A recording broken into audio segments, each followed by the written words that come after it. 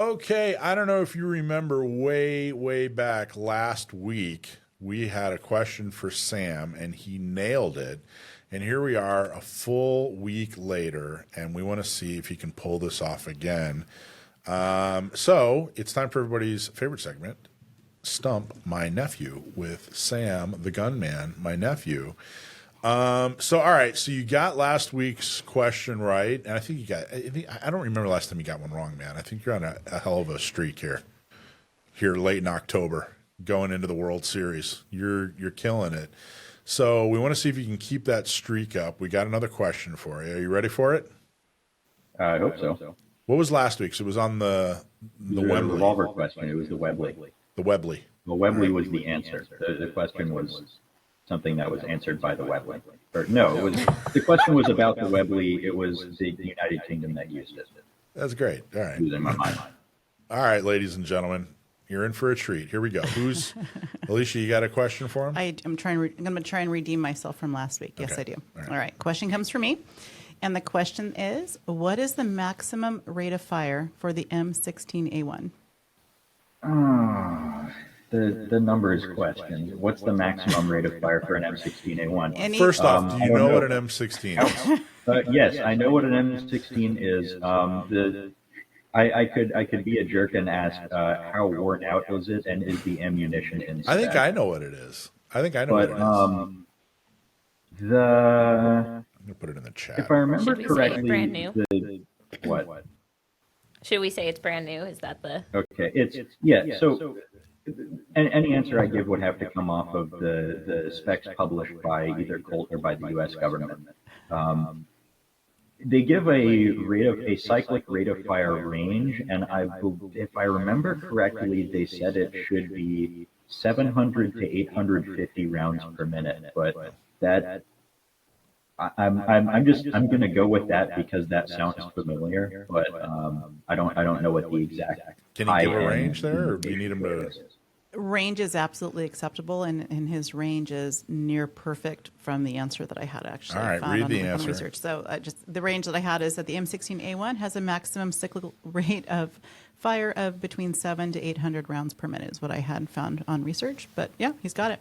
I got to tell you, Wow. I think Mike was close. You sent a number in chat, and it was close. But that's because I have a really fast finger, so mine can go 900, whereas the standard is. Here's a point about that I think bears mentioning. Cyclic rate of fire isn't just, well, obviously it's the number of rounds per minute that the firearm can discharge, regardless of how fast you can hit the trigger. So if it's a machine gun, it's just you hold down the trigger and that's how fast it runs. But this is also important for those of us who don't have access to machine guns, because cyclic rate of fire is closely linked with the velocity of the bolt, or the bolt carrier group in this case. And if your bolt carrier group is moving too fast because the gun is overgassed or because you don't have a massive enough buffer in it, if it's an AR, then you get the same problems as would be really obvious. Like, you'd be able to notice these things easily if it was a machine gun because your cyclic rate would be way too fast.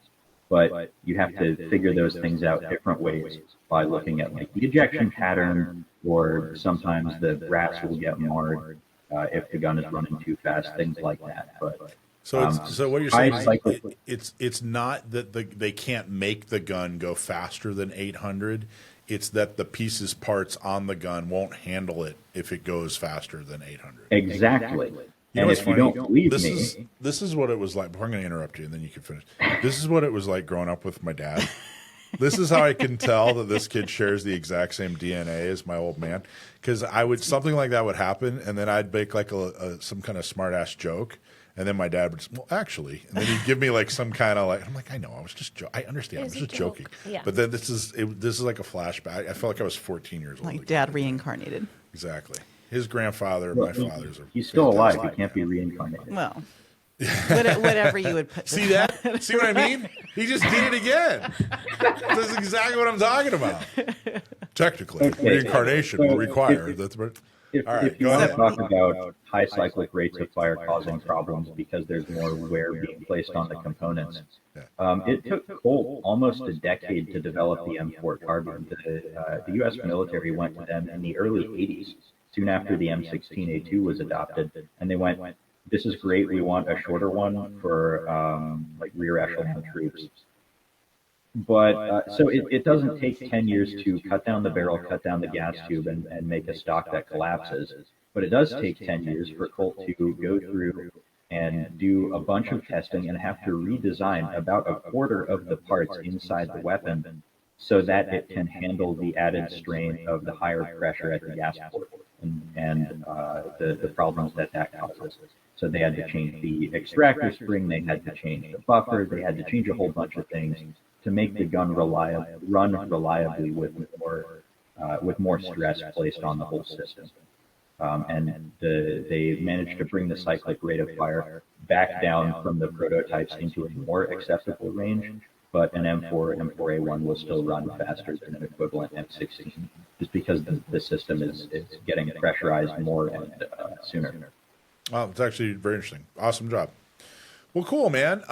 For those who haven't seen Sam, he also does some really cool video stuff for Leatherneck Magazine. And I don't know, where do they find that on social media or the website? Is it Leatherneck Foundation? That stuff is all out on YouTube right now under the Marine Corps Association. Marine Corps Association. So do a YouTube search for Marine Corps Association, and you just recently took a tour of their museum. Is it like the official Marine Corps Firearms Museum, or what exactly was it? Well, let me give you the little bit longer explanation. The Leatherneck Magazine, which is one of my clients, has been running a series for the Marine Corps 250th anniversary edition of the magazine. And each issue focuses on a roughly 20-year time span in the Marine Corps' history. And for each of those, I did usually one, sometimes two-page spreads on whatever the most significant standard long arm of the Marine Corps was during that time period. And to tie in with that, they wanted to do a series of short videos breaking that down. So I was tasked to do that, considering I had written these short little 2-pagers to begin with. And to do that, I collaborated with the Marine Corps Museum. I'm friends with their arms and armor curator, and so he was nice enough to let me into their off-site vault in a secret, undisclosed location that has, gosh, I don't know how many hundreds of historic firearms and firearm components, manuals, slings, bayonets, all sorts of really fascinating stuff like that hardly ever sees the light of day. That's awesome. So you did some videos. He does some tours of the firearms in the museum, and it's actually very, very That's cool. super fun. Mm-hmm. I'll definitely check it out. Check it out. I think for their 250th. Yeah, it isn't super highbrow. It's not like I wasn't doing any original research there, but it's entertaining. It is entertaining. It's awesome. I think since for their 250th, I think that Leatherneck Magazine should do like a couple of throwback issues where they have like a centerfold, but it's like you unfold it and it's like a Garand, or you unfold it and it's like a Harrier, a Marine Corps Harrier or something like that. That would be cool. That would be cool, right? Mm-hmm. It's cooler when I thought of it in my head, I guess. Sam, awesome job. You nailed it just like you did last week. You had a whole week to gloat and think about how great you did last week, and you came in strong this week and you nailed it and then some. Congratulations. Well, thanks for having me on. As always, fun question. You bet, bud.